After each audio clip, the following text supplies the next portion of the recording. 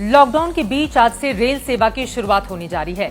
ऐसे में जो पैसेंजर हैं, यानी कि जो इन ट्रेनों से यात्रा करने वाले यात्री हैं, उनके मन में बहुत सारे सवाल खड़े हो रहे हैं कि क्या हम घर से निकलें तो किन बातों का ख्याल रखें, रेलवे स्टेशन कितनी देर पहले पहुंचना होगा और वहां पर कौन कौन सी ऐसी चीजें होंगी जो बकायदा प्रूफ हमसे मांगे जाएंगे, खाना पानी क्या हमें मुहैया कराया जाएगा ट्रेन में या घर से ही लेकर जाना होगा।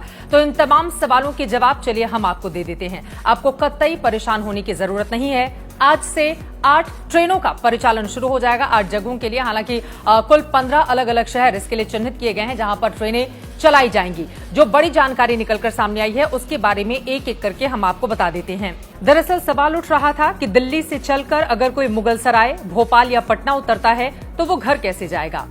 अगर किसी को मुगलसराय से आजमगढ़, मऊ जाना हो या फिर पटना से आसपास के जिलों में जाना हो तो क्या होगा। इसके लिए फिलहाल राज्य सरकारों की ओर से कोई इंतजाम नहीं किया गया है। इसका इंतजाम तो आपको खुद ही करना पड़ेगा।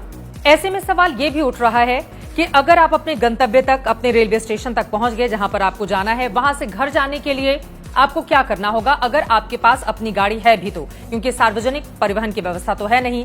तो अगर आपके पास अपनी गाड़ी है तो अलग से इसके लिए आपको कोई पास बनवाने की जरूरत नहीं होगी। आपके पास रेलवे का जो टिकट है वही मान्य होगा। यानी कि अगर रास्ते में आपको कहीं रोका जाता है तो आप उस रेलवे के टिकट को दिखाकर ये बता सकते हैं कि देखिए आप कहां से आए हैं और कहां पर आपको जाना है। इसके लिए कोई भी अधिकारी, पुलिस वाला आपको कहीं पर भी नहीं रोकेगा। ये एक व्यवस्था की गई है, इसको लेकर आपको परेशान होने की जरूरत नहीं है। लेकिन जिन लोगों के पास वाहन नहीं है उनका क्या, इसके बारे में राज्य सरकारों ने फिलहाल कोई भी गाइडलाइंस जारी नहीं की है। आपको ये भी बता दें कि राज्य सरकारें श्रमिक एक्सप्रेस से आने वाले मजदूरों को सरकारी बसों से अपने घर पहुंचा रही हैं, लेकिन स्पेशल ट्रेनों से आने वाले लोगों के लिए फिलहाल कोई व्यवस्था नहीं की गई है।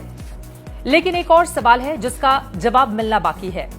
क्या स्पेशल ट्रेन से आने वाले लोगों को क्वारंटीन किया जाएगा या नहीं।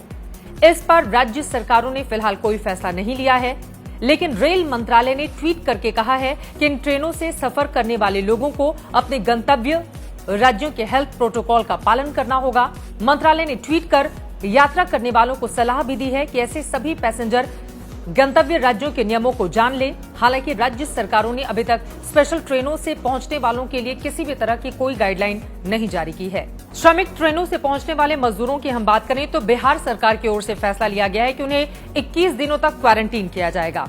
पड़ोसी राज्य उत्तर प्रदेश की बात करें तो वहां पर कोरोना की जांच की जाएगी और अगर आपके भीतर लक्षण पाए जाते हैं कोरोना के, तभी आपको क्वारंटीन रखा जाएगा और लक्षण नहीं पाए जाने पर आपको घर भेज दिया जाएगा। लेकिन वहां पर भी आपको अलग थलग रहना होगा, क्वारंटीन रहना होगा। घर के बाकी सदस्यों से थोड़ी दूरी बनाकर 21 दिनों तक आपको रहना होगा। राज्य सरकार की ओर से उत्तर प्रदेश ने ये गाइडलाइंस जारी की हैं। गृह मंत्रालय की ओर से जो गाइडलाइंस जारी की गई हैं उसके बारे में आप बिल्कुल दिमाग में इन बातों को बिठा लें। 90 मिनट पहले आपको रेलवे स्टेशन पहुंचना होगा, मास्क लगाना अनिवार्य है, सोशल डिस्टेंसिंग का पालन करना होगा, वहां पर कोरोना जांच अनिवार्य है, आपको स्क्रीनिंग से होकर गुजरना होगा। अगर आपके भीतर लक्षण पाए जाते हैं तो आपको वापस क्वारंटीन के लिए भेज दिया जाएगा। लक्षण नहीं पाए जाने पर आपको रेलवे स्टेशन के अंदर जाने की इजाजत दे दी जाएगी। आप अपनी ट्रेन में बैठ जाएंगे। वहां पर भी सोशल डिस्टेंसिंग का पालन करना बहुत जरूरी होगा और मास्क लगातार लगाकर आपको ट्रेन के भीतर भी रखना होगा। खाना और पानी, इसकी व्यवस्था आपको खुद करनी होगी, यानी कि आप अपने घर से निकलें और लेकर रेलवे स्टेशन तक पहुंचे, क्योंकि वहां पर इस तरह की कोई व्यवस्था नहीं की गई है। तौलिया, कंबल, चादर आपको ट्रेन के भीतर नहीं मिलेगा, बिल्कुल स्पष्ट कर दिया गया है। तो अगर आप भी इन स्पेशल ट्रेनों से यात्रा कर रहे हैं इतने दिनों के बाद, तो इन तमाम बातों का आप ध्यान रखें। आपकी यात्रा मंगलमय हो।